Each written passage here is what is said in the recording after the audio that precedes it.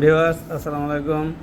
বিচারপতি সংশ্লিষ্ট সকলের এবং আমরা যারা বিভিন্ন অফিস আদালতে চাকরি করি তাদের অবগতির জন্য জানানো যাচ্ছে যে অদ্য 19/6/2026 তারিখ আবু হানিফ সরকার বাবার নাম তোফাজ্জল হোসেন, মাতা মোসাম্মদ হানিফা খাতুন, সাং এলমজানি থানা, উল্লাপাড়া, জেলা সিরাজগঞ্জ, তাকে কর্মক্ষেত্রে যৌন হয়রানি করার অপরাধের অভিযোগে দোষী সাব্যস্ত করে 3 বছরের সশ্রম কারাদণ্ড এবং 30,000 টাকা অর্থদণ্ড প্রদান করা হয়েছে। অভিযোগটা ছিল এরকম যে আবু হানিফ সরকার আমাদের টাঙ্গাইল জেলার টাঙ্গাইল সদর থানার এরিয়া ম্যানেজার ছিলেন এবং জেরিন নাহার, যিনি নালিশকারী ভিকটিম, তিনি এই হানিফ সরকারের অধীনে অ্যাকাউন্টেন্ট হিসেবে কাজ করতেন।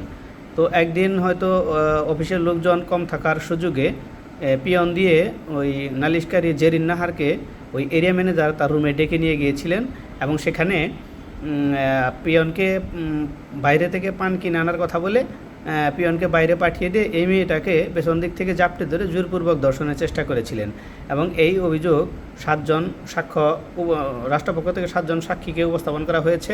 সেই 7 জন সাক্ষীর সাক্ষ্য এবং ডকুমেন্টারি প্রমাণ পাওয়া গেছে যে এই আসামি আবু হানিফ সরকার নালিশকারী জেরিন নাহারকে আসলেই প্রকৃতপক্ষে ধর্ষণের চেষ্টা করেছিলেন। তো কর্মক্ষেত্রে যৌন হয়রানি এটা আসলে খুবই একটা ন্যাক্কারজনক ঘটনা, কারণ এখন নারী পুরুষ সবাই সমান। আমরা কাঁধে কাঁধ মিলিয়ে অফিস আদালতে চাকরি করি, তো সবাইকে সুনজরে দেখা উচিত। আমাদের কলিগ তাদেরকে আমাদের মতোই দেখা উচিত, ভাবা উচিত। তাকে আসলে যৌন হয়রানি করা এটা এক ধরনের আসলে খুবই ন্যাক্কারজনক ঘটনা। যাই হোক, আমরা যারা বিভিন্ন অফিস আদালতে চাকরি করি আমরা সবসময় সচেতন থাকব এবং আমাদের যারা নারী সহকর্মী আছে তাদেরকে আমরা সম্মান করব, যথাযথভাবে সম্মান করব। তাদেরকে আমরা কখনোই যৌন লিপ্সার চোখে কখনো তাদেরকে আমরা ওইভাবে ট্রিট করব না। তো কর্মক্ষেত্রে যৌন হয়রানি আসলে অনেকেই লজ্জায় আসলে করে না, কমপ্লেন করে না, আবার অনেকে চাকরির ভয়েও করে না।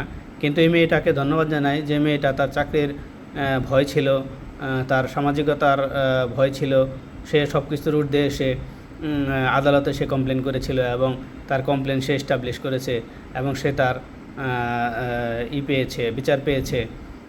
তো আমাদের সবারই উচিত যেখানে করে ওই যৌন হয়রানির শিকার যেখানে হন না কেন সাথে সাথে এটাকে কমপ্লেন করা এবং তাকে বিচারের আওতায় আনা, এটা আমাদের সবারই দায়িত্ব।